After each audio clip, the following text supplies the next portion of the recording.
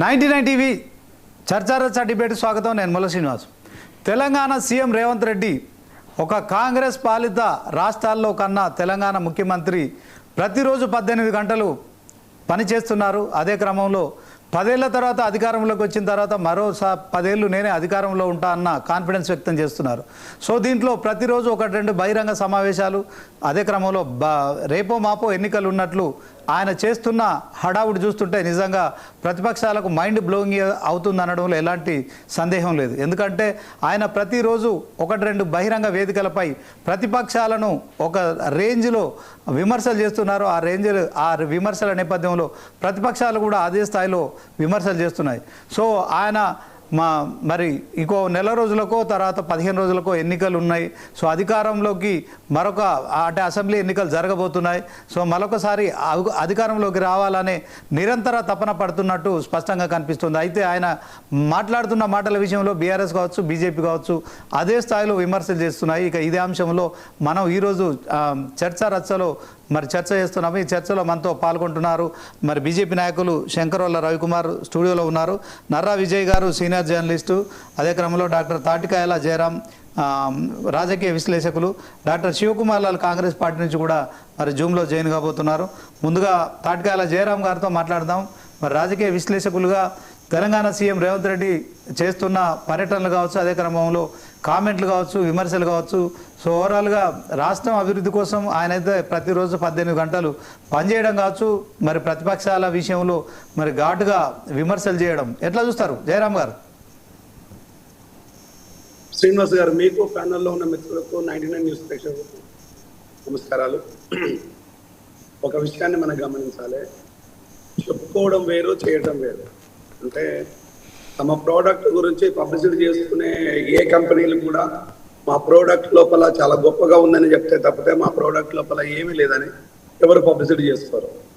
ఇక ఇక్కడ ప్రభుత్వంలో ఉండే నాయకులకు పబ్లిసిటీ అయితే కుదవే లేదు. ఎందుకంటే ప్రజల సొమ్ములు, ప్రజలకు సంబంధించిన అంశాలు, ప్రజాధనాన్ని ఏ విధంగానైనా ఎలాగైనా పబ్లిసిటీ చేసుకోవచ్చు. ఏ విధంగా చేసుకున్నా పెద్ద ఒరిగేది అడిగేటోడు లేడు. సో వీళ్ళకు జవాబుదారితనమే లేదు విషయాన్ని. ఒకవేళ కనుక నిజంగా రేవంత్ రెడ్డి 18 గంటలు ప్రజల కోసం పనిచేస్తే చాలా సంతోషం, అభినందించాల్సిన విషయమే, దాని గర్వపడతాం. కానీ ఇక్కడ 18 గంటలు పనిచేసేసి అవుట్పుట్ ఏమొచ్చింది అనేది కీలకంగా మనం ఎవరైనా ఆలోచించాలి. దేనిపైన పనిచేశారు? ఒకవేళ కనుక ప్రతిపక్షాలు అనుకున్నట్టుగా హైడ్రా మీద ఎత్తేసి ఒక బ్లాక్మెయిల్ రాజకీయాల కోసము, ల్యాండ్లను కబ్జా పెట్టడం కోసం, ల్యాండ్లను కొల్లగొట్టడం కోసమే అన్నట్టుగానే పనిచేస్తున్నారా? లేకపోతే ప్రజా సమస్యలకు, ప్రజా అవసరాల కోసము, ప్రజా అక్కర్ల కోసము, ప్రజా అవసరాల కోసం మాత్రం పనిచేస్తున్నారా అనే అంశాలు చాలా కీలకమైనవి. ఒకవేళ కనుక ప్రజా అవసరాల కోసం పనిచేసినట్టు అయితే ఇప్పటి వరకు మీరు చేసిన ప్రజా అవసరాల లోపల అవుట్కమ్ ఎక్కడి వరకు వచ్చేసింది? అంటే ఇక్కడ ఆర్థిక వనరులు ఏమైనా మెరుగుపడ్డాయా? లేకపోతే ఉద్యోగ విద్యా అవకాశాలు ఏమైనా మెరుగుపడ్డాయా? లేకపోతే విద్యా వైద్యం విషయం లోపల ఏమైనా మెరుగుపడిందా? లేకపోతే తాగుబోతులను తగ్గించేసి ఆల్కహాల్లను ఇంకా మీరు ఏమైనా ప్రజలకు దూరం చేసే ప్రోగ్రామ్ అయినా పెట్టారా? నేను మొత్తాన్ని కంట్రోల్ చేయమనట్లేదు, కనీసం మొత్తానికి దాన్ని బ్యాన్ చేయమనట్లేదు, కనీసం కంట్రోల్ ఏమైనా చేశారా? అంటే ఇది ఏమీ నాకు అలాగే జరగలేదు. ఈరోజు టిమ్స్ హాస్పిటల్ విషయం లోపల రేవంత్ రెడ్డి చాలా గొప్పగైన విషయాలు మాట్లాడాడు, చాలా సంతోషం. ఒకవేళ కనుక అప్పటి వాళ్ళు ఒక మూల రాయేసేసి 4 గోడలు పెట్టేసి ఉన్నట్టు మీరు చేసినట్టు చాలా సంతోషం. కానీ మరి నేను అడిగే ఒక సాదా క్వశ్చన్ ఏంటంటే, సిద్దిపేట లోపల రిబ్బన్ కటింగ్ ఉన్న హాస్పిటల్ లోపల ఎక్విప్మెంట్, కోట్ల రూపాయల ఎక్విప్మెంట్ ఉన్న హాస్పిటల్లో ఇంతవరకు కూడా రిబ్బన్ కట్ చేయలేదు. ఎందుకు? దానికి ఎవరు అడ్డం వచ్చిండ్రు? ఎందుకు దాన్ని చేయటం లేదు? చేస్తే ప్రజలకు ప్రయోజనాలు చేకూరుతాయా? లేకపోతే ప్రతిపక్ష పార్టీ ప్రయోజనాలు చేకూరుతాయా? లేకపోతే మీకు ఏమైనా ఇబ్బంది ఉంటుందా? ఇది కదా కావాల్సింది. ఒకవేళ కనుక సిద్దిపేటలో ఉన్న ప్రతిష్టాత్మకంగా కట్టిన హాస్పిటల్ని ఇప్పటి వరకు కూడా అక్కడ ఒక మురికి గుంటలు వచ్చి ఏర్పడ్డాయి చుట్టుపక్కల ఉన్న కాలేజ్ చుట్టూ, హాస్పిటల్ చుట్టూ. మరి దాన్ని ఎందుకు మీరు ఓపెన్ చేయటం లేదు? ఇలా చెప్పుకుంటూ పోతుంటే అనేక హాస్పిటల్స్ బిల్డింగ్స్ ఇంకా అరకొరగానే ఉన్నది. ఇంకోటి టిమ్స్ హాస్పిటల్ లోపల మీరు రిక్రూట్మెంట్ చేసిన స్టాఫ్ ఎంత, లేక డిప్యుటేషన్ ఇచ్చిన స్టాఫ్ ఎంత? డిప్యుటేషన్ ఇచ్చిన స్టాఫ్ 183, అక్కడ ఉన్న స్టాఫ్ ఆల్మోస్ట్ 183నే. మరి రిక్రూట్మెంట్ చేసిన స్టాఫ్ ఎక్కడ పోయిండ్రు? రిక్రూట్మెంట్ స్టాఫ్ని చేస్తారా, చెయ్యరా? ఇక్కడి నుంచి ఆరోగ్య శాఖ మంత్రి వచ్చేసేమో మారుమూల ప్రాంతాలకు హైదరాబాద్ నుంచి డాక్టర్లను పంపించేశారు. చాలా సంతోషం, అక్కడ ఉండే ప్రజల కోసం పంపించారు. మళ్ళీ అక్కడి నుండి మళ్ళీ పైరవీలు చేసుకొని పైసలు ఖర్చు చేసుకొని జనాలు మళ్ళీ మేము ఇక్కడికి వస్తున్నట్టుగా వాళ్ళు ఇక్కడికి వస్తున్నారు. ఆ మతలబ్ ఏంది? ఇక్కడ నుంచి మీరు అక్కడికి ఎందుకు ట్రాన్స్ఫర్ చేశారు? అక్కడ నుంచి ఇక్కడ వాళ్ళకు 2 విధాల నష్టం చేసుకుంటూ మళ్ళీ ఎందుకు మరి ఇక్కడికి తీసుకొస్తున్నారు? డిప్యుటేషన్ మీరు ఫ్రీగానే ఇస్తున్నారా? డిప్యుటేషన్ మీరు ఎందుకు పంపిస్తున్నారు? ఎందుకు డిప్యుటేషన్ ఇస్తున్నారు? అంటే డాక్టర్లు, చదువుకున్న డాక్టర్లు తెలంగాణలో లేరా? డాక్టర్లు కరువైపోయినలా? డాక్టర్లు పూర్తిగా లేరా? 5 అంటే 5 బ్రోకర్లను, డాక్టర్లను కాదు బ్రోకర్లను పెట్టుకున్నారు. ఒకడు రాజారావు, 2 విమలా థామస్, 3 వచ్చి నాగేంద్ర కుమార్, 4 వచ్చేసి రమేష్ రెడ్డి, 5వది వచ్చేసి వాణి. ఈ 5 డాక్టర్లను పెట్టి మీరు బ్రోకర్ వ్యవస్థ లాగా చేస్తున్నారు. ఈ రోజు ఈ పాపానికి ఫలితాన్ని ఈ రోజు మేము కళ్ళ ముందు చూస్తున్నాం కదా. హాస్పిటల్లో మందులు లేవు, హాస్పిటల్లో స్టాఫ్ లేదు, హాస్పిటల్లో రిక్రూట్మెంట్ లేదు, హాస్పిటల్లో డాక్టర్లు లేరు, హాస్పిటల్లో రెగ్యులర్ ఎంప్లాయీస్ లేరు. మరి ఎందుకోసం? దేనికోసం? నువ్వు 18 గంటలు పని చేసేది ఎవరి కోసం చేస్తున్నావు? దేనికోసం చేస్తున్నావు?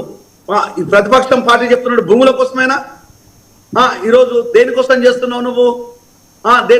ఇక నేను దాని గురించి మాట్లాడను. హైడ్రా గురించి, రంగనాథ్ గురించి నేను దలుచుకోలేదు, మాట్లాడను. ఎందుకంటే మాట్లాడాల్సిందంతా హైకోర్టే మాట్లాడింది, చీ కొట్టేసింది, లాస్ట్కు లోపలికి తోస్తానే వార్నింగ్ కూడా చేసింది. దాని జోలికి నేను బోదలుచుకోలేదు. అంటే ఈరోజు నువ్వు 18 గంటలు చేస్తున్నానే బిల్డప్ ఎందుకు? ఒకవేళ కనుక నువ్వు వస్తే ఓకే, నువ్వు మళ్ళీ అధికారంలోకి వస్తా అంటే అంత అసమర్థత ప్రతిపక్షం ఉంటే నువ్వు మళ్ళీ వస్తావు. కానీ అంత అసమర్థత ప్రతిపక్షం ఉంటుందని ప్రజలు అనుకోవటం లేదు, మేము లేదు. ఈరోజు ప్రతిపక్షం బలంగా ఉన్నది, ప్రజలు ఆలోచనతో ఉన్నారు, విచక్షణతో ఆలోచిస్తున్నారు. అదంతా పక్కెట్టేసి నువ్వు అహంకారము నెత్తికెక్కినట్టుగా ఆ రోజు నేను ఇదే మాట చెప్పాను కేసీఆర్ విషయం లోపల. అహంకారం నెత్తికెక్కితే కనీసం ఆలోచన కూడా మనిషికి రాదు అన్నట్టుగా ఆ రోజు కేసీఆర్ గారు చేసింది, ఈ రోజు నువ్వు చేస్తున్న దానికి తేడా ఏముంది? ఆ రోజు కేసీఆర్ గారు చేసింది కులము, కుటుంబము, అహంకారము, అవినీతి. ఈరోజు నీ దగ్గర కులము, నీ కుటుంబము, అహంకారము, అవినీతి, ఇవన్నీ ఉన్నాయి కదా. మరి ఇంకా నువ్వు పెద్ద తోపు అని ఎందుకు చెప్పుకుంటున్నావు? నువ్వు ఏం చేసినావు కనుక మేము కొట్లాడితే నీకు అధికారం వచ్చింది, మేము రోడ్డు మీదకి వస్తే నీకు అధికారం వచ్చింది, మేము లొల్లి చేస్తే నీకు అధికారం వచ్చింది. ఈసారి నీ పాలనతో నీకు అధికారం రావాలి. నీ చేత అవుతా? నువ్వు నిజంగా చేయగలుగుతావా? నీ ప్రభుత్వంలో అవినీతినే లేదా? నీకు అహంకారంతో మాట్లాడతలేవా? ఒకవేళ కనుక ప్రజలు ఆశీర్వదిస్తే నువ్వు 5 సంవత్సరాలు కాదు 100 సంవత్సరాలు సీఎం ఉండు, మళ్ళీ జన్మంతో పుట్టి మళ్ళీ చచ్చి కూడా మళ్ళీ సీఎంగా, దానికి ఎవరికి అభ్యంతరాలు లేవు. కానీ ప్రజలకు ఈరోజు మన జరిగిన మంచి ఏందో ఒకసారి చెప్తావా? ఈరోజు 2014 వరకు ఆల్కహాల్లో మన అమ్మకాలు వచ్చేసి 14,000 కోట్లు. బీఆర్ఎస్ దిగిపోయిన నాటికి మన ఆల్కహాల్ అమ్మకాలు 46,000 కోట్లు. ఈరోజు ఇదే ఆల్కహాల్ కాంగ్రెస్ ప్రభుత్వం లోపల 3 ఏళ్లలో మన అమ్మకాలు 86,000 కోట్లు. అంటే 40,000 కోట్లను ఆడానుగా వచ్చేసింది. దానికి సిగ్గుపడదామా? అదేనా 18 గంటల పాలన అంటే? ఇదేనా? దాని ద్వారా చచ్చిపోయిన వాళ్ళు ఎవరు? యంగ్స్టర్స్ చచ్చిపోతున్నారు. ఈరోజు యంగ్ వీడియోస్ మారిపోతున్నారు. ఈరోజు పూర్తిగా అవినీతిమయం అయిపోతున్నది, ఆల్కహాల్ మయం అయిపోతున్నది. ఈరోజు జంజీ, ఈరోజు 30% జంజీ ఈరోజు ఆల్కహాల్కు అడిక్షన్లోకి వెళ్ళిపోయారు. ఈ పాపం ఎవరిది? దీన్ని ఎవరి గురించి మాట్లాడాలి? ఈయన మాట్లాడే శక్తి నీకు ఉందా అంటే? నేను అడిగే ఏ ఒక్క ప్రశ్నకు నీ దగ్గర ఆన్సర్ లేదు. ఇక నీకు విద్యా వ్యవస్థ అంటవా? ఈరోజు ఏ మాత్రము 24,000 స్కూళ్లను ఈరోజు మూయడం కోసము ప్రణాళికలు వేస్తున్నావు. ఆల్రెడీ 1,000 స్కూళ్లను మూసేస్తున్నావు. ఈరోజు నువ్వు ఇంకా ఇంటిగ్రేటెడ్ స్కూల్స్ అని ఒక డ్రామా అప్లై చేస్తున్నావు. అంటే ఈరోజు చెప్పుకుంటూ పోతూ ఉంటే ఇంకా ఈ పాపాలన్నీ నేను వేలలో చెప్తాను, 100లలో కూడా కాదు, వేలలో చెప్తాను. ఇవన్నింటినీ రేపు ఎట్లా నువ్వు ఓవర్కమ్ చేస్తుంటావు? నువ్వు అధికారంలోకి రా, తప్పులేదు. కేసీఆర్ బయటికి రాడా అని అంటున్నావు కదా. కేసీఆర్ రాకపోని దాని నువ్వు అధికారంలోకి రా, కానీ నువ్వు మంచి చేసిరా. అంతేగాని ఉజూర్ అనే విధంగా ఉండేసి జీ హుజూర్ అనే విధంగా బిహేవ్ చేసినట్టు కాదు. నీకు ఇక్కడ దాకెందుకు, ఎక్కడ చూసినా కూడా అవినీతిమయం అనేది కాంగ్రెస్ లో ఉందన్న విషయాన్ని ఈరోజు లేదా ఉందా నీ ఆత్మసాక్షి చెప్పు రేవంత్, నేను దానికి యాక్సెప్ట్ చేస్తాను. ఒకవేళ కనుక అవినీతి లేదని నువ్వు ప్రూవ్ చేస్తే నేను నీకు సాష్టాంగ నమస్కారం చేస్తాను, ఈ ఛాలెంజ్ చేసి చెప్తున్నాను. లేదు అంటే ఇది అవినీతి ఉంటే నువ్వు ప్రజలకు నువ్వు సాష్టాంగ నమస్కారం చేయాలి. ఓకే, మీరు ఒక డాక్టర్గా మీ ఆవేదన మేము అర్థం చేసుకుంటాం. ఓకే, సో మీరు కొంత ఫీవర్తో ఉన్నప్పటికీ కూడా ఇవాళ ఆసుపత్రి ప్రారంభమైంది. సో దాంట్లో మరి సుమారు 1000 కోట్ల రూపాయలు వెచ్చించి నిర్మించిన హాస్పిటల్ను ప్రారంభిస్తాం చేయడం ఒక శుభ పరిణామం అయితే, సో దాంట్లో ఆసుపత్రిలో కొన్ని మరి అవస్థలు ఉన్నాయని మీరు చెప్తున్నారు. తప్పకుండా మరి అవస్థల విషయంలో మళ్ళీ మాట్లాడదాం. ఒకసారి మరి నర్రా విజయ్ గారు ఉన్నారు, సీనియర్ జర్నలిస్ట్ కమ్ ఉద్యమకారుడు, ఆయనే మాట్లాడతాడు ఈ అంశంలో. ఒకసారి విజయ్ గారు చెప్పండి. మొత్తానికి తెలంగాణ సీఎం రేవంత్ రెడ్డి జిల్లాల పర్యటన చేస్తున్నారు, ఎక్కడికక్కడ మరి బహిరంగ సమావేశాల్లో మాట్లాడుతున్నారు. ఒకవైపు అభివృద్ధి, మరొక వైపు ప్రతిపక్షాన్ని నిరోధించే విధంగా విమర్శలు చేస్తూ ముందుకెళ్తున్నారు. మరొక 10 ఏళ్ళు నేనే సీఎం అని చెప్పుకుంటున్నారు. ఆ సమయంలో మరి మొన్న చూసాము కేటీఆర్ను, హరీష్ రావును అందరిని కూడా కేసీఆర్, కేటీఆర్, హరీష్ రావు ముగ్గురిని కూడా టార్గెట్ చేస్తూ, కేసీఆర్ ఏమో ఫామ్ హౌస్కు పరిమితం అయిపోయాడు, ఆయన బయటకు వస్తలేడు, కొడుకేమో చెల్లికి ఆస్తి ఇవ్వాలనే అంశంలో అతను కూడా మరి ఇంటి నుంచి బయటికి గెంటేశాడని, హరీష్ రావు ఏమో కర్ణాటక, మహారాష్ట్రలో తిరిగి క్షుద్ర పూజలు చేస్తున్నారని మాట్లాడడాన్ని ఎట్లా చూస్తారు? యాజ్ ఏ సీనియర్ జర్నలిస్ట్గా ఏం చెప్తారు? 3 ఏళ్ళు కావస్తున్నటువంటి నేపథ్యంలో ముఖ్యమంత్రిగా, పరిపాలకులుగా ఎవరైనా ఉన్నా తాము చేసిన కార్యక్రమాలు చెప్పుకొని ప్రజలు మళ్ళీసారి కన్విన్స్ చేసుకోవాల్సినటువంటి అవసరం ఉంటుంది. కానీ ఇక్కడ ఏం జరుగుతున్నది? కేవలం విపక్ష పార్టీని తిట్టి, ఆ విపక్ష పార్టీని తిట్టడమో, ఆ నాయకులను తిట్టడమో, విమర్శ చేయడమో, బూతులు మాట్లాడమో అట్లా జరిగితేనే నాకు మళ్ళీ ప్రతిపక్షంలో ఉన్నప్పుడు కనుక చేసినప్పుడు మాటలు అంటేనే మళ్ళీ అధికారంలోకి వస్తుంది అనే విషయము ముఖ్యమంత్రి గారు భావిస్తున్నట్టు కనిపిస్తుంది. అధికారం ఉన్నది వేరు, ప్రతిపక్షంలో ఉన్నప్పుడు వేరు. అధికారంలో ఉన్నారు, మీరు ఈ బూతులు తిట్టడం వల్ల, ఈ తిట్లు తిట్టడం వల్ల మీరు చేసిన చెప్పుకోవాలనుకున్నట్టు ఏదైనా అంశం కూడా సైలెంట్ అయిపోతుంది. రోజు మీ బూతుల విషయం, ఆ తిట్ల విషయం, ఆ పూజల విషయమే చర్చ జరుగుతుంది తప్ప మీరు ప్రజలకు ఏమి ఇచ్చిరో చెప్పినా ప్రజల్లోకి పోవట్లేదు. ప్రజలు అనుకోవట్లేదు, మాకేమి ఇవ్వలేదని అనుకుంటారు. కరెంట్ రావట్లేదు, 12 గంటలే వస్తుంది, వ్యవసాయానికి 9 గంటలే వస్తుంది, రాత్రి కూడా అసలు కరెంటే రావట్లేదు, పొలాలు ఎండిపోతున్నాయి అనే అనుకుంటున్నటువంటి సిచ్యువేషన్ ఉంది. మరోవైపు ఏమైతుంది? జిల్లా పర్యటన నేపథ్యంలో కూడా కాంగ్రెస్ పార్టీలో ఉన్న లుకలుకలన్నీ కూడా బయటపడుతున్నటువంటి సందర్భం. ఒకవైపు ఈయన పర్యటన చేస్తున్నటువంటి సందర్భంలో ఓవైపు రాజగోపాల్ రెడ్డి విమర్శ చేస్తున్నారు. రాజగోపాల్ రెడ్డి సీమాంధ్ర పాలకుల చేతుల్లోకి తెలంగాణ వెళ్ళిపోయిందని విమర్శ చేస్తున్నారు. ఇంకా హైలైట్ అయింది చిన్నారెడ్డి. ఇప్పుడు ఆయన క్యాబినెట్ హోదా ఉన్న తర్వాత కూడా చిన్నారెడ్డి, ఇంకో జిల్లాల చిన్నారెడ్డి ఇప్పుడున్న ముఖ్యమంత్రి రేవంత్ రెడ్డి డబ్బులు తీసుకొని, మెగారెడ్డి దగ్గర డబ్బులు తీసుకొని టికెట్ ఇచ్చాడు అని అంటున్నాడు. మొత్తం ఒకవైపు ఇంకొకటి సంఘాన్ని టికెట్లు అనౌన్స్ చేసుకుంటా పోతున్నాడు ఈయన. అది కూడా ఏంది గమ్మతైన, తెలుగుదేశానికి సంబంధించినటువంటి వాళ్ళతో వచ్చినటువంటి తెలుగుదేశం లీడర్లు ఒక తీరుగా వ్యవహరిస్తున్నాడు. ఒరిజినల్ కాంగ్రెస్ వాళ్ళ విషయంలో ఒకటి. సంగారెడ్డిలో మాట్లాడినటువంటి సందర్భంలో పోటీ ఎవరు చేస్తారు అనేది జగ్గారెడ్డి పోటీ చేసే విషయం రాహుల్ గాంధీ డిసైడ్ చేస్తాడని చెప్పారు. తెల్లారి పరకాలకు పోయినటువంటి సందర్భంలో రేవూరు ప్రకాష్ రెడ్డి పోటీ చేస్తాడు, గెలిపించండి అంటున్నటువంటిది. ఇంకొకడ రాజగోపాల్ రెడ్డి ఏపూరు సోమన్నను క్యాండిడేట్ గా ప్రకటించుకుంటూ పోతుండు. ఈసారి చిన్నారెడ్డి నేనే పోటీ చేస్తా అంటున్నాడు. అనిరుద్ రెడ్డి ఇంకో రకమైనటువంటి విమర్శలు చేస్తున్నారు. ఈయన జిల్లా పర్యటన చేస్తా ఉంటే ఆ పార్టీలో ఉన్న లుక్కలుక్కలు రాజకీయంగా ఎన్ని ఇబ్బందులలో ఉన్నాడో, ఎంత ఫ్రస్ట్రేషన్ ఉన్నాడో, వెనకంగా ఏ రకంగా కాంగ్రెస్ పార్టీలో ఇబ్బందికరమైనటువంటి పరిస్థితి ఎదురవుతుందో అవన్నీ తిట్ల ద్వారా ఈయన ఆ ఫ్రస్ట్రేషన్ అంతా ప్రజల ముందు చూపిస్తున్నటువంటిది కనిపిస్తుంది రాజకీయంగా. అంతే తప్ప ఓ ముఖ్యమంత్రి లాగా 3 ఏళ్ల పరిపాలనలో నేను ఇది చేసిన చూడండి అని. ఇప్పుడు హైడ్రాతో ఎఫెక్ట్ అయింది. ఇప్పుడు 22A చాలా సీరియస్ సమస్య. 22A మీరు ఎందుకు తీసుకొచ్చారు? 22A అనేది ఏంటిది? అసలు అర్బన్ ల్యాండ్ సీలింగ్ యాక్ట్ అనేదే లేనటువంటి సందర్భం ఉన్నది. ఆ అర్బన్ ల్యాండ్ సీలింగ్ యాక్ట్ లేకున్నా మీ అంతలో మీరే ఇప్పుడు అంగీకరించారు. హైదరాబాద్లో దాదాపు 1,00,000 కోట్ల విలువ చేసే 22A పెట్టడంతో ఇప్పుడు ఆ 1,00,000 కోట్ల లేని వీళ్ళు మళ్ళీ ఆయన్ని ఎత్తేస్తామని చెప్పి కమిషన్ తీసుకుందాం అనేది ఒక ఆరోపణ వస్తుంది. అందుకే నా అనేది ఇప్పుడు అందరికీ డౌట్లు వస్తున్నటువంటిది. మీరు 1,00,00,000 ఎకరాల వరకు నిషేధిత జాబితాలోకి ఎందుకు వచ్చింది? ఇది పెద్ద పరిపాలనా వైఫల్యం. ఇది ఉన్న మీ ధరని తీసేసి, ధరని ఉన్నప్పుడు 16-20 లక్షల నిషేధిత జాబితాలు ఉంటాయి ఎకరాలు, 16 లక్షలు 20 లక్షల ఎకరాలు. భూభారతి వచ్చిన తర్వాత 1,00,00,000 ఎకరాలకు ఎందుకు పోయింది? ఇదంతా మీరు సెటిల్మెంట్ల కోసం ఉపయోగించుకుంటారు అనేటువంటి ఆరోపణ నిజమవుతుంది. ఓహో, అందుకోసమే ఇన్ని కోట్ల ఎకరాలు పెడితే అటు మళ్ళీ అధికారాలు కూడా సరే అధికారాలు ఎంఆర్ఓకు ఆర్డీఓకి ఇవ్వడం ఒక ఎత్తు, కానీ మీరు ఉన్న 20 లక్షల ఎకరాల నిషేధిత జాబితాని తగ్గించకుండా 1,00,00,000 ఎకరాల నిషేధిత జాబితాకు పంపించారంటే అది ఏ రకంగా అర్థం చేసుకోవాలి? ప్లస్ ఏంటంటే స్లాట్ బుక్ చేసుకున్నప్పుడే తెలిసేది. వాస్తవానికి రిజిస్ట్రేషన్లు అయ్యేది, అమ్మకాలు కొనుగోలు జరుగుతున్నప్పుడు గతంలో ధరణిలో ఉన్నప్పుడు ఏమయ్యేదంటే స్లాట్ బుక్ చేసుకోవాలనుకున్న టెస్ట్ చేసుకొని స్లాట్ బుక్ చేసుకుంటే అప్పుడే తెలుస్తుంది నిషేధిత జాబితాలో ఉందని. ఇక్కడ ఎట్లుంది? నువ్వు స్లాట్ బుక్ చేసుకుంటప్పుడు ఇబ్బంది ఏం రాదు, స్లాట్ బుక్ చేసుకుంటప్పుడు మామూలుగానే కనిపిస్తుంది. రిజిస్టర్ ఆఫీస్ దగ్గర పోయిన తర్వాత రిజిస్టర్ ఆఫీసు అప్పటికే అడ్వాన్స్ ఇంత డబ్బులు కడతారు, అమ్మకాల కొనుగోలుకు సంబంధించి గవర్నమెంట్కి ఇంత డబ్బులు కడతారు.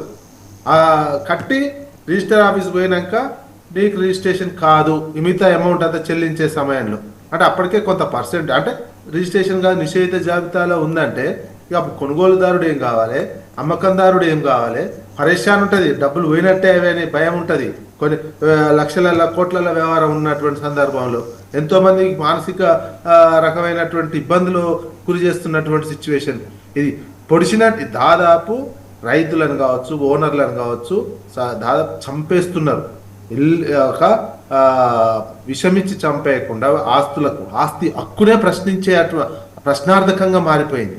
భారతదేశం రాజ్యాంగం కల్పించినటువంటి ప్రైవేట్ ఆస్తి హక్కునే ప్రశ్నార్థకం చేసినటువంటి సిచ్యువేషన్ ప్రస్తుతం రాష్ట్రంలో ఉన్నది. అత్యంత తీవ్రమైనటువంటి సమస్య ఇది. ఎందుకంటే దాన్ని భూమిని నమ్ముకొని ఆ ప్లాట్లను నమ్ముకొని జీవిస్తున్నటువంటి వాళ్ళు చాలా మంది ఉన్నటువంటి సిచ్యువేషన్. ఇట్లాంటి అన్నిటిని అడ్రస్ చేయకుండా ఆ సమస్యను ఎంత త్వరగా పరిష్కరిస్తామనేది చేయకుండా నువ్వు మీటింగ్లు పెట్టుకుంటా పోయి ప్రతి మీటింగ్ కాడ తిట్టుకుంటూనే పోతున్నావు. నువ్వు చేసే మంచి పని ఏది కూడా ప్రజలకు తెలుస్తలేదు. బూతుల సీఎం అని అనుకుంటారు. మీరు ఏది కూడా సక్సెస్ఫుల్గా అన్ని సంక్షేమ పథకాలు కూడా సగమే ఉన్నాయి. ఏది కంప్లీట్గా లేనటువంటి సిచ్యువేషన్ తోటి రాష్ట్ర ఆర్థిక విధానం ఒక తిరోగమనం వైపు పోతున్నట్టు కనిపిస్తుంది. ఓకే విజయ్ గారు, ఒకసారి మరి స్టూడియోలో ఉన్న శంకరవల్ల రవికుమార్ గారు ఏం చెప్తారు? సో తెలంగాణ సీఎం రేవంత్ రెడ్డి అంటే గతంలో ఏ సీఎం కూడా 18 గంటలు పనిచేయలేదు, ఒక్కరోజు సెలవు తీసుకోకుండా పనిచేస్తున్నారు. నిజంగా నేను చూసిన మేడారంకి వెళ్ళిరు, పరకాల వెళ్ళిరు, అంటే ఇన్ని జిల్లాలు పర్యటించడము, తర్వాత ఆయన ప్రతిరోజు ప్రజలతో మమేకం అవుతున్నారు, చేసిన అభివృద్ధి చెప్తున్నారు. ప్రతిపక్షాల ఏదైతే వాళ్ళు చేయలేని ఏదైతే ఉందో వాళ్ళ వైఫల్యాలను కూడా ఎక్కడికక్కడ చేస్తున్నారు. కేంద్రంలో ఉన్న బీజేపీని విమర్శిస్తున్నారు. అదే క్రమంలో ప్రధాన ప్రతిపక్షంగా ఉన్న బీఆర్ఎస్ని విమర్శిస్తున్నారు. సో 22A మీద ఒక చర్చ నడుస్తుంది. అది దాని విషయంలో మరి ఏలేటి మహేశ్వర్ రెడ్డి గారు కూడా విమర్శలు చేశారు. మనం చూస్తున్నాం ఈరోజు పొంగులేటి శ్రీనివాసరెడ్డి గారు రెవెన్యూ శాఖ మంత్రిగా కూడా ఒక క్లారిటీ ఇచ్చారు. ఒక పట్టా భూమిని 1 ఇంచు కూడా మేము తీసుకోము, వాళ్ళకి అన్యాయం జరిగితే ఇమీడియట్గా మేము క్లారిఫై చేస్తాం, వాళ్ళను నిషేధిత భూముల జాబితా నుంచి తొలగిస్తామని చెప్తున్నారు. ఏం చెప్తారు మీరు? ఇది తిట్టను పోరా అన్నట్టుగా ఉన్నది, కొట్టి తన్ని సారి చెప్పినట్టు ఉన్నది. పొంగులేటి శ్రీనివాసరెడ్డి గారు పెద్ద వ్యాపారవేత్త. ఆయన ప్రభుత్వంలో ఉన్న కాంట్రాక్టులు, మేజర్ కాంట్రాక్టులు అన్నీ కూడా ఆయనకు కావాల్సిన వాళ్ళకి, ఆయన సొంత కంపెనీలకి ఇచ్చుకుంటున్నారు. ఆయన దాంతో 1000 కోట్లు ఆయన వెనకేసుకుంటారు. అది సరిపోక ఇప్పుడు కొత్తగా రెవెన్యూ శాఖ మంత్రి కాబట్టి ఈ రెవెన్యూ భూముల పైన పడి ఎక్కడెక్కడైతే కమిషన్లు దండుకోవాలో ఆ కమిషన్లు దండుకునే వ్యాపారం మొదలుపెట్టిండు. 22A మొత్తం మళ్ళీ ఎక్స్టెండ్ చేసి మళ్ళీ పైనుంచి ఏం చేస్తున్నాడు, రాయితోని తల మీద పట్టుకుని ప్రాణాలను కొట్టేసి 10 కుట్లు పడ్డాక వచ్చి మలాం రాసినట్టు ఉన్నది కథ. మేము ఏమైనా ఉంటే తీసేస్తాంలే అని చెప్పినట్టు ఉన్నది. ఇదంతా ఒకటే దందా, ప్యూర్ దందా. కాంగ్రెస్ నాయకులు గల్లీ లీడర్ల దగ్గర నుంచి మొదలు పెడితే మంత్రులు, ముఖ్యమంత్రి వరకు కూడా వాళ్లకు డబ్బులు సంపాదించుకునే ఒక దంద కోసము ఇదంతా చేస్తున్నారు. ఆ డబ్బులు ఏ విధంగా సంపాదిస్తారు? ఇప్పుడు ఇంతకుముందు జయరామ్ గారు చెప్పారు, ఒక 5 డాక్టర్లు వాళ్ళ పేరు వాళ్ళ దగ్గర నుంచి నడుస్తున్నది మొత్తం ఈ ట్రాన్స్ఫర్లు, వ్యాపారాలు, ట్రాన్స్ఫర్లే వ్యాపారాలు అది నడుస్తున్నది. అట్లనే రెవెన్యూ డిపార్ట్మెంట్లో కూడా ప్రతి ఒక్క ఎస్ఆర్ఓ నుంచి ఎంత పోతుందో తెలుసా అండి? ప్రతి ఒక్క ఎస్ఆర్ఓ నుంచి అట్లనే ఆర్డీఓ నుంచి ఎంత డబ్బు పోతుంది అనుకుంటారు? వీళ్ళకి ఎమ్మెల్యేలకి, ఎంపీలకి, వాళ్ళకు కావాల్సినంత రెవెన్యూ మొత్తం వీళ్ళకి ఇక్కడ నుంచి సంపాదించుకోవాలా, అక్కడ నుంచి మళ్ళీ పైన ఎమ్మెల్యేలకు పంపించాలి. సంపాదిస్తారంటారు ఏమండి ఇప్పుడు ఎస్ఆర్ఓ ఎందుకు పెట్టాడండి 22 ఏళ్ళ? ఇప్పుడు ఎస్ఆర్ఓ ఎందుకు పెట్టాడు? ఎస్ఆర్ఓ పెడితేనే కదా అక్కడ నుంచి ఆర్డీఓకో, కలెక్టర్కో, అక్కడ నుంచి ఎంఆర్ఓ నుంచి అక్కడ పోతుంది కదా. ఇప్పుడు ఎస్ఆర్ఓ, ఎంఆర్ఓ ఇద్దరు కలగలుపుకునే కదా ఈ డాటా ఇచ్చారు, ఈ నిషేధిత జాబితా అని చెప్పేసి. వీళ్ళు ఇస్తేనే అక్కడ దాకా పోయింది. అంటే ఇది ఇప్పుడు ఎక్కడ జరిగిందని నేనేమంటా అండి, టాప్ టు బాటమ్ అనే జరిగి ఉండాలా, బాటమ్ టు టాప్ అనే జరిగి ఉండాలా. ఎక్కడ మిస్టేక్ జరిగింది? పొంగులేటి గారు మంత్రి అయి ఉండి దానికి క్లారిటీ ఏమైనా ఇస్తున్నారా? ఇప్పుడు ఇంతకుముందు ఉన్నటువంటి యథాతథ స్థితిని పెడతామంటలే ఆయన ఏమంటున్నాడు? ఇది మొత్తం ప్రాసెస్ తప్పైంది, ఇది మొత్తం డిలీట్ చేసేస్తున్నాము, దీన్ని వెనక్కి తీసుకుంటున్నాము, ఇంతకుముందు ఏదైతే స్థితి ఉండిందో అదే స్థితిలో పెడతామని చెప్పి చెప్తలేడు. ఆయన ఏం చెప్తున్నాడంటే, మేము ఎవరిదైనా తప్పుగా ఎంటర్ అయ్యి ఉండింటే వాళ్ళకు న్యాయం జరిగేటట్టు చూస్తాము, 1 ఇంచు పట్టభూమి కూడా అరే నువ్వేంద్ర పోయి తీసుకునేది, ఎట్లుండే అట్లా పెట్టు, ఇంతకుముందు ఎట్లా ఉంటే అదే స్థితిలో పెట్టు. ఎవరు నువ్వు వచ్చినా అర్థం కాదు, ఉన్న 22 ఏని తీసేస్తాను చెప్పినోడివి, ఒక సర్వే నంబర్లో ఏదో ఒక మూల నిషేధిత జాబితాలో ఉంటే ఆ గట్టు కలుపుకున్నాడో లేకపోతే ఏదో కొంచెం అది కలుపుకున్నాడో దాన్ని కలుపుకుంటే దాన్ని నిషేధిత జాబితాలో పెట్టేసి దాన్ని నువ్వు తీసేస్తానోడివి, ఇప్పుడు కొత్తగా నువ్వు కలుపుకున్నావు కదా. అంటే కేసీఆర్ నేర్పించిన ప్రతి ఒక్క దందాన్ని నువ్వు దాన్ని కంటిన్యూ చేస్తున్నావు సక్సెస్ఫుల్గా.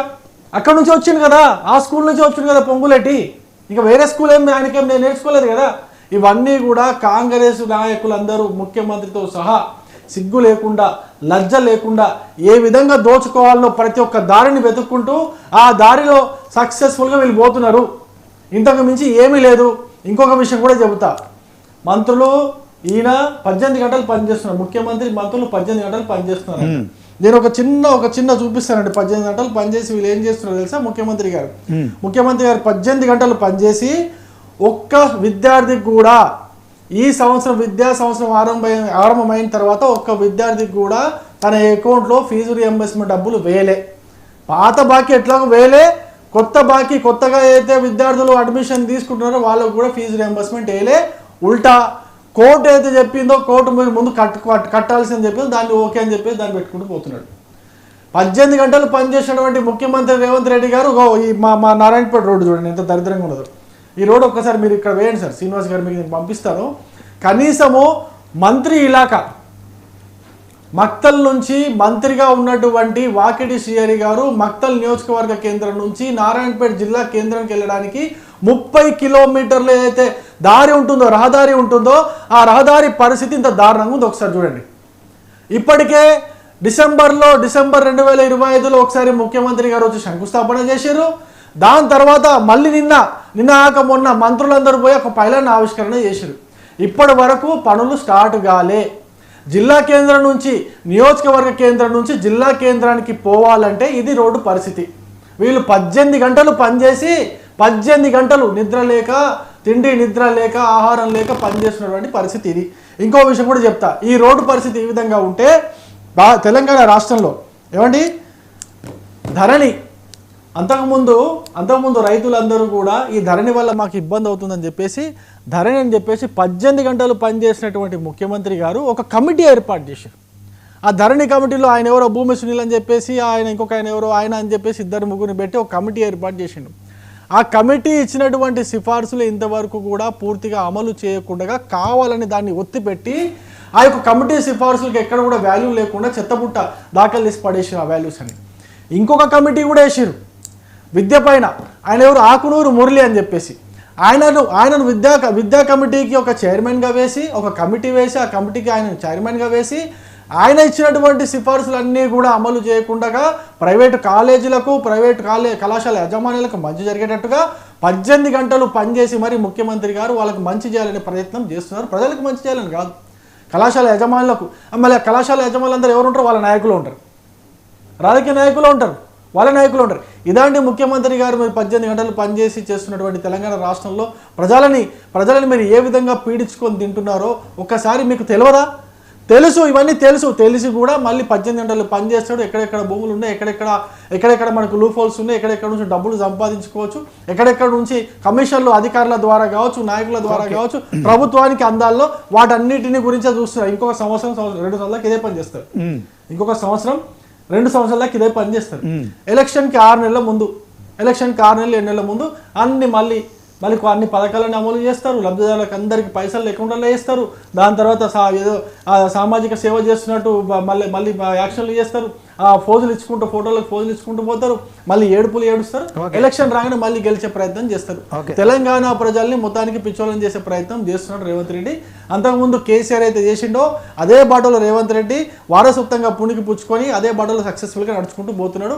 కేసీఆర్ వల్ల కావచ్చు, రేవంత్ రెడ్డి వల్ల కావచ్చు, తెలంగాణ ప్రజలకు ఇంతవరకు దరిద్రం చుట్టుకుందే కానీ ఎవరికి ఒక్కలకు కూడా మంచి జరిగింది అనేది ఇంతవరకు లేదు. నేను ఇంకో విషయం, ఒక చిన్న విషయం కూడా చెప్తాను శ్రీనివాస్ గారు, ఏమనుకోవద్దు. ఇంతకుముందు మన జయరామ్ గారు మాట్లాడినట్టు హాస్పిటల్స్ విషయంలో మాట్లాడినట్టు, సార్ దేశం మొత్తం మీద దాదాపు కొన్ని 100 హాస్పిటల్స్ ఓపెన్ అయినాయి, కొత్త రిక్రూట్మెంట్ జరిగినాయి. కానీ తెలంగాణలో ఇంతవరకు కూడా రిక్రూట్మెంట్ జరగలేదు. నేనేమంటా సార్, నిమ్స్ నుంచి దాదాపు 120 మందినో 105 మందినో 100 మందినో నిమ్స్ నుంచి డిప్యుటేషన్ పైన టీమ్స్ లో వేసినారు. మరి నిమ్స్ పరిస్థితి ఏం కావాలి సార్? నిమ్స్ కూడా చాలా రష్ హాస్పిటలే కదా, అక్కడ కూడా చాలా మంది వెళ్తూ ఉంటారు కదా. నిమ్స్ నుంచి ఇంతవరకు వేసినారు. సరే, ఓకే, మంచి పని చేశారు. వేసిన తర్వాత సార్ ఒక్కరికన్నా ఆరోగ్యశ్రీ పథకము 10 లక్షల రూపాయలు ఏ హాస్పిటల్లో అమలు అవుతుందో ఒక్కసారి చెప్పండి. ఇప్పుడు గవర్నమెంట్ ఎయిడెడ్ హాస్పిటల్ అయినటువంటి నిమ్స్ లోనే ఈ ఆరోగ్యశ్రీ అమలు అవ్వట్లేదు.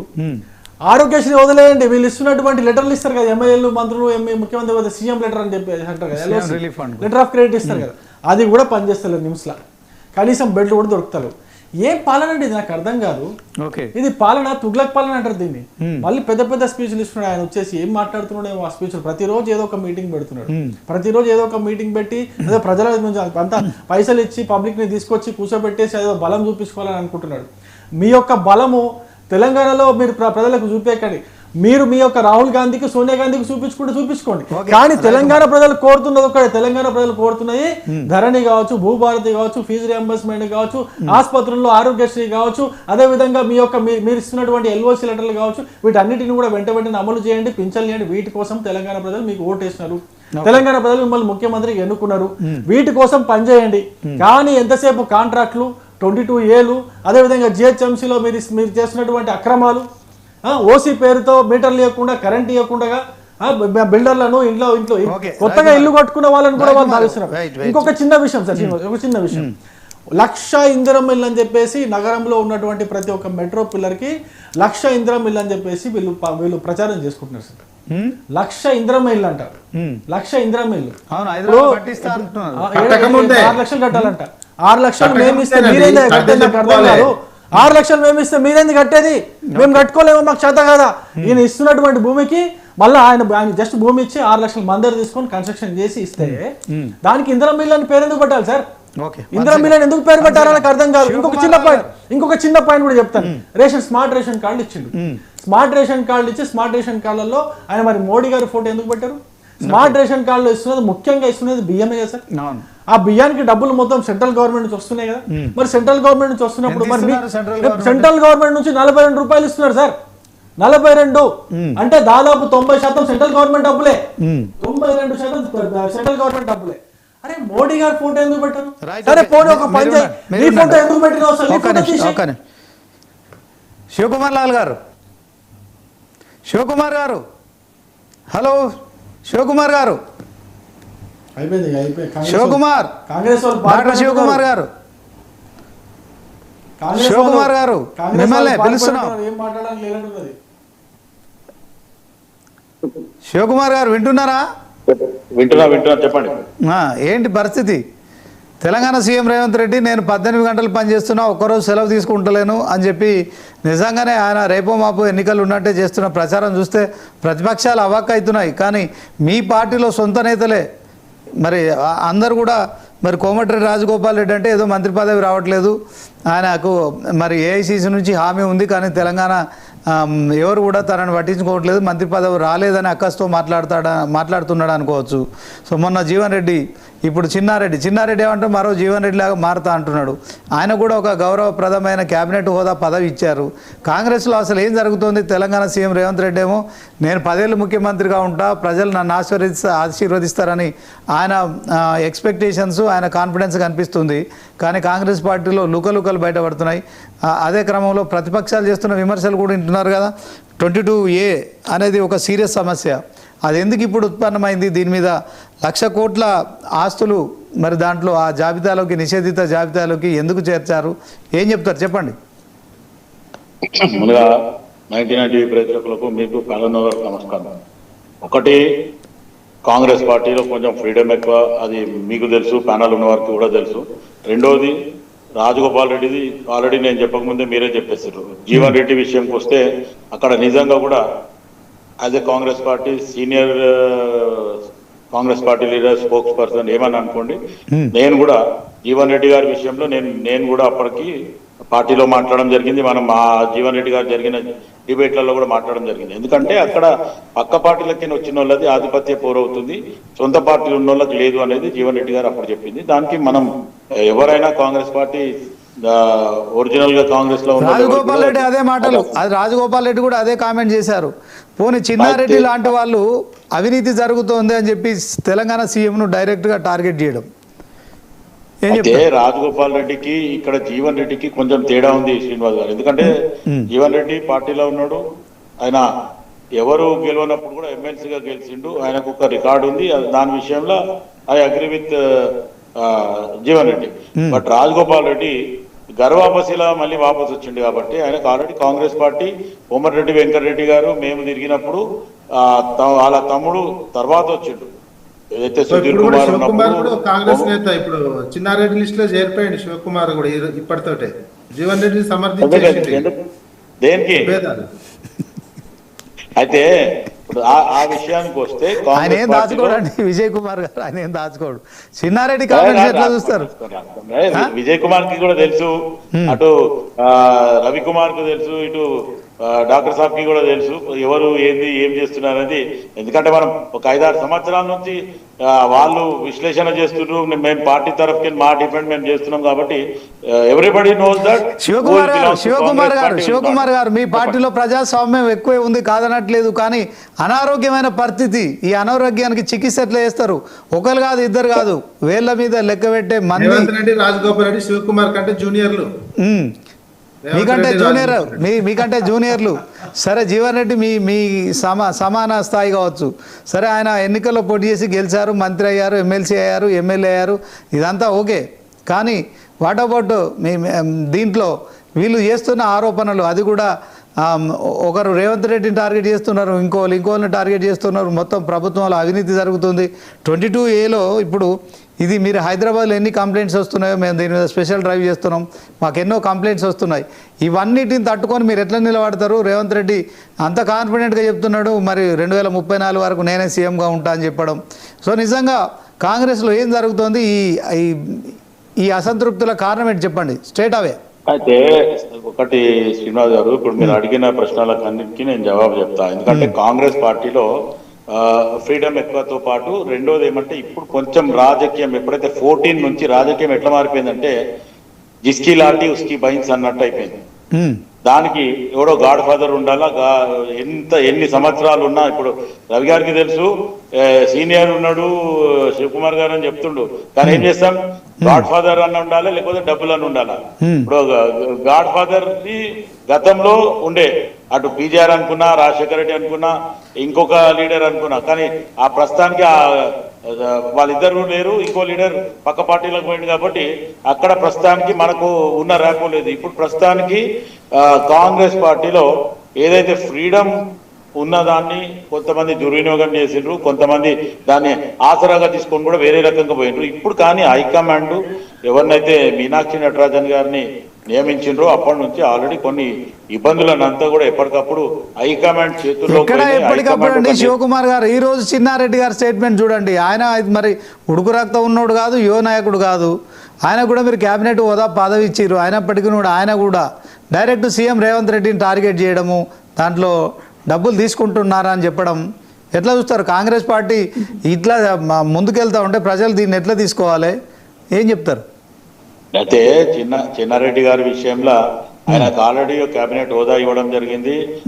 మొత్తానికి ప్రజాభవన్ లో ఏదైతే ఇప్పుడున్న ప్రస్తుతానికి ప్రజాభవన్ లో ఆయనకు ఒక మంచి కేటాయింపులు కూడా ఇవ్వడం జరిగింది. కాకపోతే ఇప్పుడు ఆయనలో ఇంకా నా తర్వాత వచ్చిన వాళ్ళకి డైరెక్ట్ ప్రోటోకాల్ ఇస్తుండ్రు, నాకెందుకు ఇట్లా ఇచ్చిండ్రు అనే రకంగా బహుశా చిన్నారెడ్డి గారు కూడా ఆలోచిస్తుండొచ్చు. ఆయన ఇంకా వేరే ఆశించిన దానికి ఆ ప్రతిఫలం దొరకలేదు కాబట్టి కూడా ఆ రకంగా మాట్లాడిండొచ్చు. కాకపోతే కొన్ని జాగాలలో ఎవరైతే అసంతృప్తి ఉన్నారో లేకపోతే సీనియర్లకు అవకాశం లేదు అన్న మాట మటుకు అది ఆల్రెడీ మీనాక్షి నటరాజన్ గారు వచ్చినప్పుడు కూడా చెప్పడం జరిగింది. ఒరిజినల్ కాంగ్రెస్ పార్టీ ఒక లిస్టు, ఎలక్షన్ కి ముందు వచ్చిన వాళ్ళది ఒక లిస్టు, ప్రభుత్వంలో వచ్చినాక కాంగ్రెస్ పార్టీ అధికారంలోకి వచ్చినాక ఇంకో లిస్ట్ అనేది ఆ లిస్ట్ వారీగా చేసిండ్రు. హైకమాండ్ నిర్ణయం తీసుకుంటుంది. ఇప్పుడు ఆల్రెడీ మొత్తానికి నామినేటెడ్ పదవుల కాడ లేకపోతే పార్టీ పదవుల కాడ కూడా ఒరిజినల్ గా కాంగ్రెస్ ఉన్న వాళ్ళకి లేకపోతే పదవులు ఇవ్వాలా లేకపోతే ఈ అధికార పదవులు ఇవ్వాలా అనేది కూడా హైకమాండ్ చేతుల మీదకి పోయింది. కాబట్టి ఇప్పుడు వీళ్ళు అందరు కూడా హైకమాండ్ కే నిర్ణయం తీసుకోమని చెప్పి తెలంగాణ ఎంతమంది అయితే కాంగ్రెస్ ఉన్నారో ప్రతి ఒక్కరు కూడా రావడం. శివకుమార్ గారు మొన్ననే టీపీసీసీ అధ్యక్షులు మహేష్ కుమార్ గౌడ్ క్రమశిక్షణ ఎవరైతే వాళ్ళు తప్పుతారో వాళ్ళ మీద వేటు వేస్తాము, చర్యలు తీసుకుంటామని గట్టిగా మరి హెచ్చరించిన నేపథ్యంలో కూడా చిన్నారెడ్డి లాంటి వాళ్ళు అంటే మీరు చర్యలు తీసుకోవడం ప్రారంభిస్తే ఇప్పటికిప్పుడు వేళ్ల మీద లెక్క పెట్టడానికి ఒక 10 మంది రెడీగా ఉన్నారు సార్. మీరు ఎలాంటి చర్యలు తీసుకోవట్లేదు, ప్రజాస్వామ్యం ఎక్కువ అనుకుంటున్నారు, మరి దీన్ని అంతా సమర్థించుకుంటున్నారు.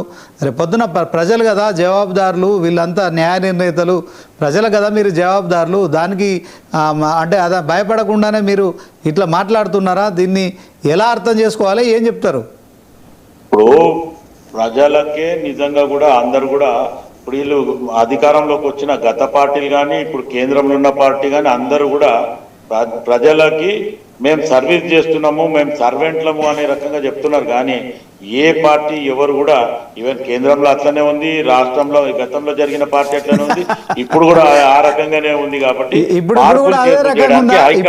కూడా అదే పరిస్థితి, కేంద్రంలో ఉన్న బీజేపీ అదే పరిస్థితి, రాష్ట్రంలో ఉన్న కాంగ్రెస్ కూడా అదే పరిస్థితి. అంటే కాంగ్రెస్ పార్టీని విమర్శించేటోళ్ళు అందరూ కూడా ఆ గతంలో ఏలిన వాళ్ళు కానీ ఇప్పుడు కేంద్రంలో ఉన్న వాళ్ళు కూడా ఆ పరిస్థితులు వాళ్ళ దగ్గర కూడా ఉన్నాయి. వాళ్ళు దానికి సంజాయి చెప్పారు. కాంగ్రెస్ ఈ వ్యవహారాన్ని అంతా మీరు సమర్థిస్తున్నారా? 22A హైడ్రా తర్వాత పార్టీలో ఎవరైతే అధికారం ఒక ఎమ్మెల్యే ఒక మరి క్యాబినెట్ హోదా ఉన్న వ్యక్తి గతంలో మంత్రి ఇట్లా ప్రతి ఒక్కరు ఒక్కోసారి బయటకు వచ్చి మరి కూర్చున్న కొమ్మనే నరుకుంటున్నారు, నీడనిస్తున్న చెట్టునే నరుకుతున్నారు కదా, దీని ప్రభావం ఉంటుంది కదా. దాని పట్ల ఏం చెప్తారు ఒక సీనియర్ కాంగ్రెస్ లీడర్ గా? చెప్పండి శ్రీనివాస్ గారు. ఎప్పుడైతే ఈ ఇష్యూ ఇప్పుడు ముఖ్యమంత్రి నరుకుతుండని వాళ్ళు అంటున్నారండి. చెప్పండి శివకుమార్ గారు. ఇప్పుడు చిన్నారెడ్డి గారు కానీ లేకపోతే రాజగోపాల్ రెడ్డి కానీ లేకపోతే జగ్గారెడ్డి కానీ ఎవరైనా సరే ఈ విషయాల మీద బహిరంగంగా మీడియాకు వస్తున్నారు. మళ్ళీ తర్వాత వాళ్ళు మళ్ళీ సైలెంట్ అవుతున్నారు. అంటే దేని విషయంలో అవుతున్నారు అనేది ఇటు మీడియా కానీ అటు ప్రజలు కూడా ఆలోచిస్తున్నారు. ఎందుకంటే ఎప్పటికప్పుడు వాళ్ళకి అధికారము లేకపోతే వాళ్ళకు అనుకున్న పదవి రానప్పుడు వాళ్ళు బహిరంగంగా మీడియా ముందు వస్తున్నారు. మీరు ఎప్పుడే మాట్లాడలేదు శివకుమార్ గారు, మీరు కూడా 40 ఏళ్ళ నుంచి కాంగ్రెస్ లో ఉన్నారు కదా, ఇన్ని డిబేట్లలో మీరు పార్టిసిపేట్ చేస్తున్నారు. కాంగ్రెస్ పార్టీ వ్యవహారంలో ప్రజాస్వామ్యం ఎక్కువ అని సమర్థిస్తున్నారు. వాళ్ళ వ్యాఖ్యలను కూడా మీరు ఎలాంటి విమర్శలు చేయట్లేదు. సో వాళ్ళు ఎంత సీరియస్గా పార్టీని మరి కూకటి వేళ్ళతో సహా పెగిలిస్తున్నప్పటికీ తెలంగాణ సీఎం రేవంత్ రెడ్డి మాట్లాడట్లేదు. టీపీసీసీ అధ్యక్షులు పార్టీ ప్రెసిడెంట్ కనుక సరే ఏదో క్రమశిక్షణ చర్యలు ఉంటాయని చెప్తున్నారు. కానీ ఆ క్రమశిక్షణ చర్యలు లేవు. తర్వాత ఆ ప్రజాస్వామ్యం రోజు రోజుకు పెరిగిపోయి ప్రభుత్వం పైన, సీఎం పైన, మంత్రుల పైన, అవినీతి పైన మాట్లాడుతున్న నేపథ్యంలో ఈ పార్టీ ఎలా మనగలుగుతుంది అని చెప్పండి. డబ్బులు తీసుకొని రేవంత్ రెడ్డి డబ్బులు తీసుకొని టికెట్ ఇచ్చిండు అన్నాడండి చిన్నారెడ్డి. అది పెద్ద విషయం ఈ రోజు అసలు వినరా? ఖండించలేదు. లేదా విజయ్ గారు మీరు ఆల్రెడీ మీకు కూడా తెలుసు గత 10 సంవత్సరాలలో కేసీఆర్ గతం వదిలేయండి శివకుమార్ గారు, గతం వదిలేయండి. గతం ఎన్ని రోజులు చెప్పుకుంటారు? మీరు గతంలోకి వెళ్ళబోతున్నారు, ఇంకో 2 సంవత్సరాలు ఉంది హార్డ్లీ మీకు. అవును, ఒక ఏడాది అవును, ఎన్నికలు అంటే తీసేస్తే 1.5 year మీకు ఉంది.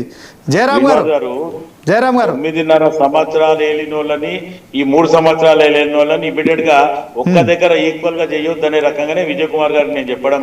మీరు ఆ 9.5 సంవత్సరాల పాలన మీద మీరు ఎలాంటి చర్యలు తీసుకుంటారో తీసుకోండి, చట్టపరంగా వాళ్ళంతా సిద్ధంగానే ఉన్నామంటున్నారు. హరీష్ రావు, కేటీఆర్, కేసీఆర్ కూడా మరి కాళేశ్వరం ఆ కమిషన్ ముందట హాజరయ్యారు. సో మీరు ఎలాంటి చర్యలు తీసుకోకుండా మీరు కాలయాపన చేస్తున్నారు.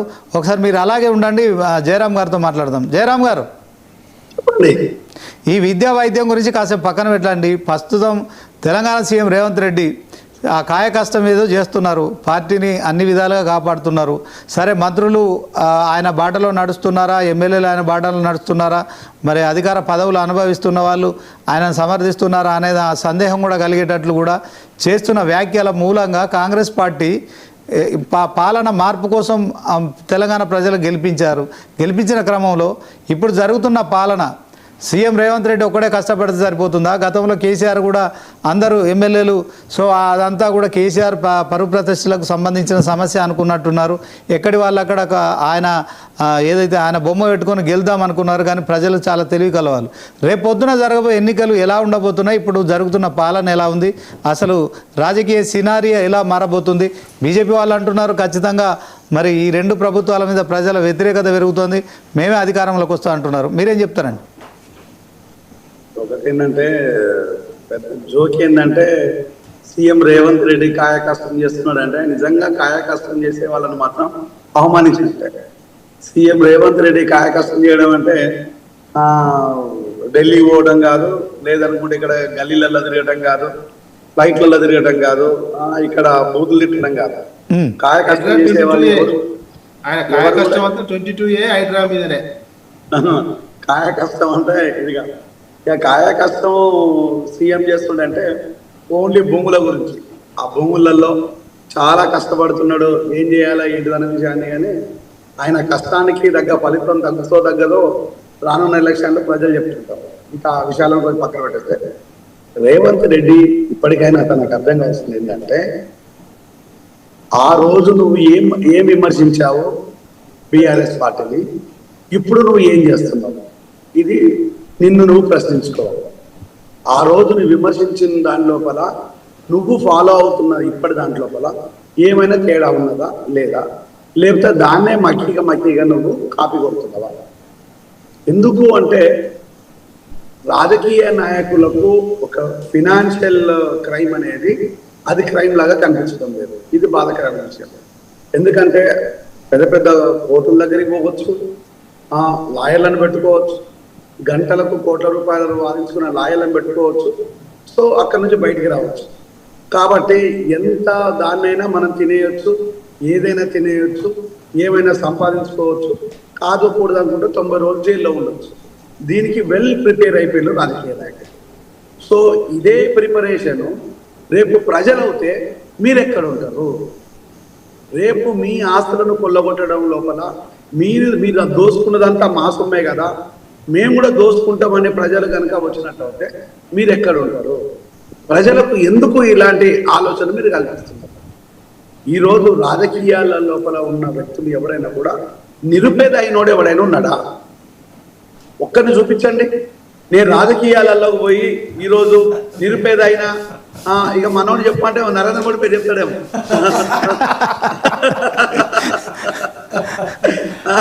నరేంద్ర మోడీకి లెఫ్ట్కు అంబానీ రైడ్కు ఆదాని ఉన్నారు. ఒక్క నిమిషం తమ్ముడు.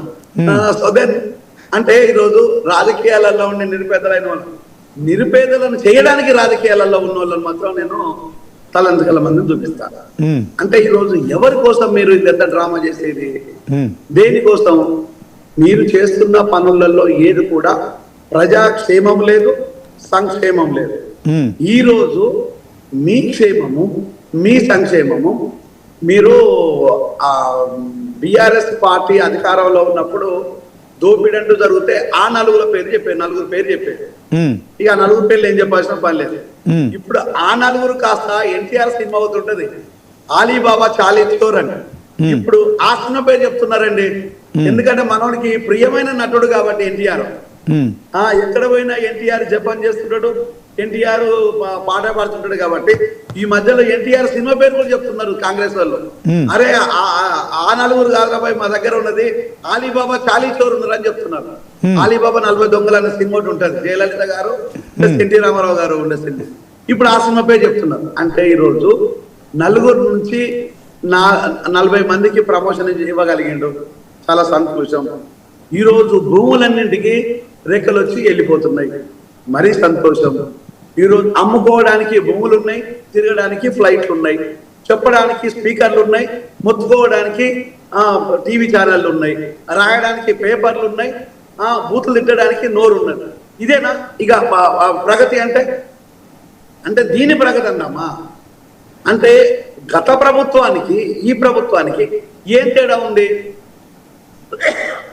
గత ప్రభుత్వానికి ఈ ప్రభుత్వానికి తేడా ఒకటి, అప్పుడు నలుగురు ఉంటే 40 మంది అయింది. ఇదేనా ఈ ఒక్క తేడా తప్ప ఇంకా అంతమించిన తేడా ఏమున్నది? అంటే ఈరోజు మీరు అన్నట్టుగా మనం విద్యను వదిలేద్దాం, వైద్యాన్ని వదిలేద్దాం, తాగుబోతుల సంఘాన్ని వదిలేద్దాం, అన్నింటిని వదిలేద్దాం.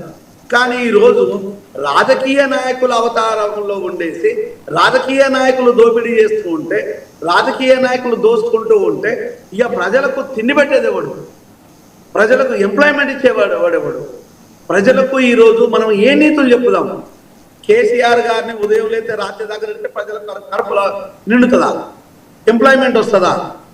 అంటే ఈరోజు మీరు కేసీఆర్ గారిని తిట్టకపోవడం అనేది మీ ఇష్టం. నిజంగా రేవంత్ కు 2 సలహా ఇస్తాను. నిజంగా నీ చాత అవుతే కేసీఆర్ని అరెస్ట్ అయ్యి, కేటీఆర్ని అరెస్ట్ అయ్యి, హరీష్ రావుని అరెస్ట్ అయ్యి, వీలవుతే కవితను అరెస్ట్ అయ్యి, సంతోష్ రావుని అరెస్ట్ అయ్యి, వినోద్ రావుని అరెస్ట్ అయ్యి. నీ చాత అవుద్దా? నీ చాత అవుద్దా? కాదు. కానీ మాట్లాడేందుకు ఇక నువ్వు ఈ జన్మకెత్తినా నువ్వు చెయ్యలేవు. ఈ జన్మ మొత్తం తీసుకున్నా కూడా వాళ్ళని టచ్ కూడా చేయలేడు. ఎందుకు అంటే రాజకీయాల కులం వేరు, రాజకీయాల నాయకత్వంలో కులం వేరు.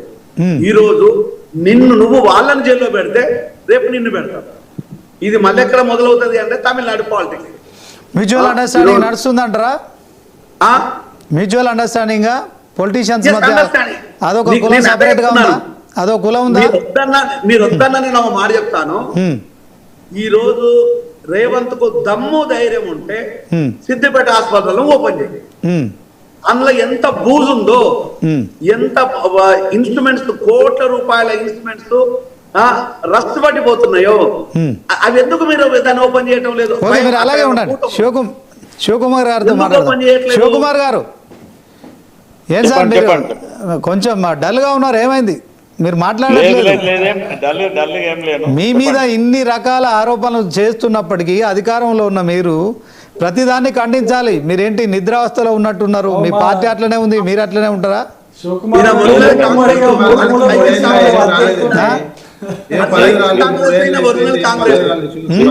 శ్రీనివాస్ గారు, మీరు ఒరిజినల్ కాంగ్రెస్ ఇప్పుడున్న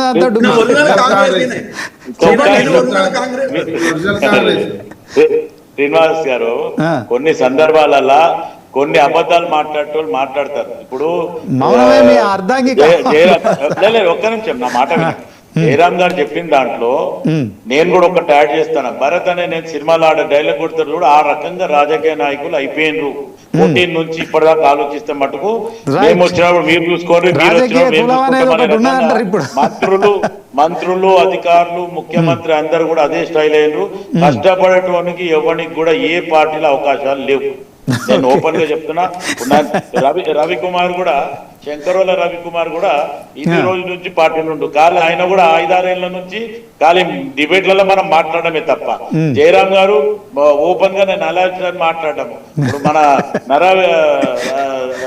రవికుమార్ గారు లీడర్ పోయి ఆయన కూడా ఎక్కడ లేదు. అంటే పరిస్థితులు ఏమంటే మనం డిబేట్ లో కొన్ని శ్రీనివాస్ గారు ఆగండి, కొన్ని సందర్భాలలో విజయ్ కుమార్ గారు, చెప్పండి విజయ్ గారు, మొత్తానికి ఆయన మౌనమే అర్ధాంగీకారం. ఆ మౌనం అది వదిలేసినా కూడా ఆయన అదే మాట్లాడుతున్నారు. రాజకీయ పార్టీలకు ఒక కులం ఉంది. ఒక సీనియర్ జర్నలిస్ట్గా మీరు చెప్పండి, తెలంగాణ రాష్ట్రం సాధించుకున్నాం, 14 సంవత్సరాలు ఉద్యమం చేసినాం, అనేక ఉద్యమాలు, అనేక ప్రాణ త్యాగాలు, బలిదానాల వల్ల తెలంగాణ రాష్ట్రం సిద్ధించింది. తెలంగాణ పార్టీ టీఆర్ఎస్ పార్టీని మరి పెట్టిన కేసీఆర్ను ఒకటోసారి రెండోసారి ముఖ్యమంత్రిగా గెలిపించారు. సో మొత్తానికి మరి అప్పు చేశారా, కుప్పలు తెచ్చారా, ఏం చేసిరో కానీ తెలంగాణ రాష్ట్రం ఇప్పుడు కాంగ్రెస్ పాలిస్తోంది 32 నెలలుగా. ఎట్లుందంటే ఏం చెప్తారు? రాష్ట్రము తిరోగమనం వైపు అయితే పయనించిందండి. ఎందుకంటే ఆదాయము ఓన్ గా పెంచలేకపోయారు, విధానాల రూపకల్పనలో వైఫల్యం చెంది ఓన్ ఆదాయాన్ని 18,500 కోట్ల నుంచి మీరు పెంచాల్సి ఉండే 24,000 కోట్లకు ఇంకేదో పెంచి రాష్ట్ర ప్రజలకు డిస్ట్రిబ్యూషన్ చేయాల్సినటువంటి అవసరం ఉంది.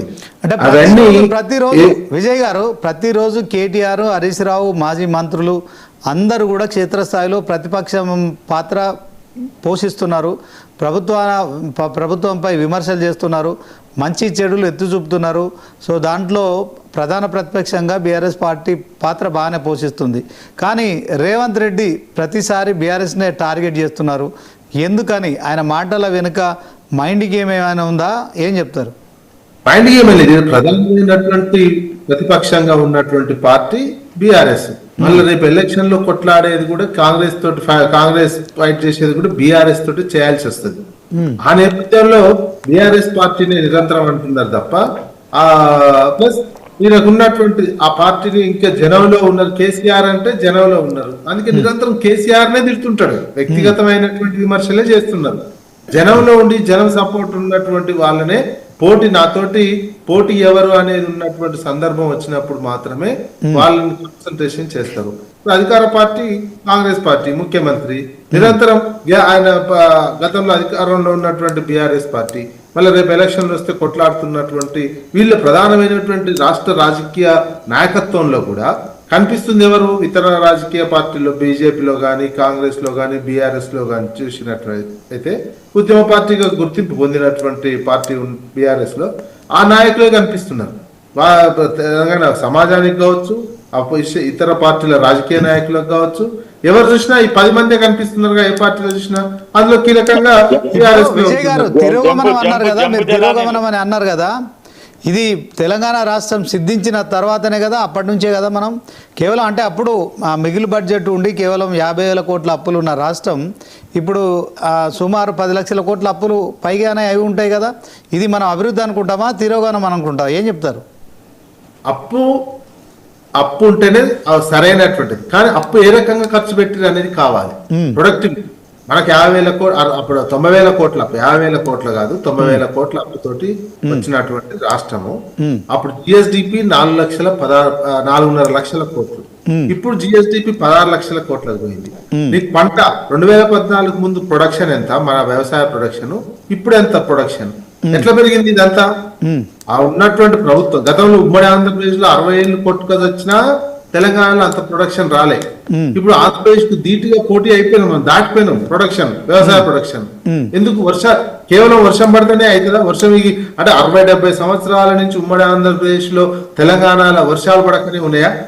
వర్షాలు పడుతున్నాయి కదా. అంటే తెలంగాణ వచ్చిన తర్వాత వచ్చినటువంటి ప్రభుత్వం కావచ్చు, రైతు కోణంలో, వ్యవసాయ కోణంలో ఆలోచించి రకరకాల నిర్ణయాలు తీసుకున్నటువంటి కావచ్చు. మనకు కావాల్సిన తెలంగాణలో ఎలక్ట్రిసిటీ, అదే విధంగా ఫ్రీగా ఇవ్వటం, తర్వాత పెట్టుబడికి సహాయము, రైతు బంధుకు సంబంధించి కొనుగోళ్లకు సంబంధించి. మీరు ఇవ్వండి, కంక్లూడ్ ఇవ్వండి. నా కంక్లూజన్ ఏంటంటే, రాజకీయం గురించి మాట్లాడారు కాబట్టి నేను చెప్తున్నాను. శివకుమార్, ముఖ్యంగా శివకుమార్ లాల్ గారు చెప్పినటువంటి కొన్ని విషయాలపైన నాకు కొంచెం అంటే నేనేమంటున్నా, దీన్ని ఇప్పుడు మా పార్టీలో బీజేపీ మొత్తం కంప్లీట్ గా పూర్తిగా భిన్నమైనటువంటి పార్టీ. మా పార్టీలో చెప్పేది ఒకటే, నువ్వు మా పార్టీలోకి వస్తే నీకు పార్టీ ఏమిస్తుందో వదిలేయి, నీకు ఈ పార్టీ పదవులు ఏమిస్తుందో వదిలేసి, నీ దగ్గర ఉండదు కూడా పోతుంది, అట్లా అనుకుంటేనే మా పార్టీలోకి రా. అంటే మమ్మల్ని ముందుగానే పార్టీలో జాయిన్ చేయించుకున్నప్పుడే, పార్టీలో పనులు చేయించుకునేటప్పుడే మమ్మల్ని మానసికంగా సిద్ధం చేసి తీసుకుంటారు పార్టీ. ఇదొకటి. కానీ కాంగ్రెస్ పార్టీ లాంటి దాంట్లో ఏమవుతుంది, ఎంత పెడితే అంత అనే లెక్కల్లో బీఆర్ఎస్ కాంగ్రెస్ ఉంటది కాబట్టి అట్లా ఉంటది. కాబట్టి కాంగ్రెస్ ఇప్పుడు అందరూ బండి సంజయ్ది ఏమన్నా పోయిందా? ఒక నిమిషం కాంగ్రెస్ అందరూ కొత్త కిషన్ రెడ్డిది ఏమన్నా పోయిందా? మరి వాళ్ళు ఎంత కోటీశ్వర్లు అయ్యారు? Sonia Gandhi Right, okay, okay, Sonia Gandhi Rahul Gandhi వాళ్ళిద్దరైతే పాత వాళ్ళే కదా, వాళ్ళిద్దరు ఒరిజినల్ కాంగ్రెస్ కదా. మరి ఒరిజినల్ కాంగ్రెస్ లో ఉన్న వాళ్ళ దగ్గరనే అంత తప్పులు ఉన్నట్టే కదా మీరు చెప్తున్న దాని ప్రకారం. మరి ఒరిజినల్ కాంగ్రెస్ వాళ్ళు సోనియా గాంధీ రాహుల్ గాంధీ మొత్తం కరప్ట్ అయిపోయినట్టే కదా అని అర్థం. వాళ్ళు కరప్ట్ అయ్యారు కాబట్టి మొత్తం కంప్లీట్ గా కింది లెవెల్ వరకు అంతా కూడా ఒరిజినల్ కాంగ్రెస్ మటుమాయం అయిపోతుంది. Right, okay, అదే విధంగా thank you, thank you. TRS కూడా కరప్ట్ అయింది కాబట్టి Okay, sure. TRS అయింది. Okay, sure. రవికుమార్ గారు. తర్వాత కేసీఆర్ కూడా ఓడిపోయాడు. Okay. అంటే కేసీఆర్ కూడా కరెక్ట్ అయినట్టే కదా. Right, okay, so thank you ఇద్దరు థ్యాంక్ యూ correct అవుతారు కానీ రవికుమార్ గారు, థ్యాంక్ యూ వెరీ మచ్. డిబేట్లో పాల్గొన్నారు, స్టూడియోకి వచ్చి. అదే క్రమంలో నర్రా విజయ్ గారు, సీనియర్ జర్నలిస్టు, డాక్టర్ తాటికాయల జయరాం, రాజకీయ విశ్లేషకులు, డాక్టర్ శివకుమార్ లాల్, కాంగ్రెస్ నాయకులు, అందరు కూడా ధన్యవాదాలు. తెలంగాణ రాష్ట్రంలో తెలంగాణ సీఎం రేవంత్ రెడ్డి 18 గంటలు పనిచేస్తున్నారు. ఒకరోజు కూడా విశ్రాంతి తీసుకోవట్లేదు, సెలవు తీసుకోవట్లేదు. తెలంగాణలో మరి ఖచ్చితంగా బీజేపీ బీఆర్ఎస్లను బీట్ చేస్తున్నారనే ప్రచారం జరుగుతున్న నేపథ్యంలో మరొక 2 ఏళ్ల పాలన మాత్రమే మిగిలి ఉంది, కాంగ్రెస్కు గడ్డు కాలమే అని మరి బీజేపీ బీఆర్ఎస్ రెండు కూడా వాదిస్తున్న నేపథ్యంలో ఇది ఇవాల్టి చర్చ రచ్చ డిబేట్. చూస్తూనే ఉండండి 99 టీవీ.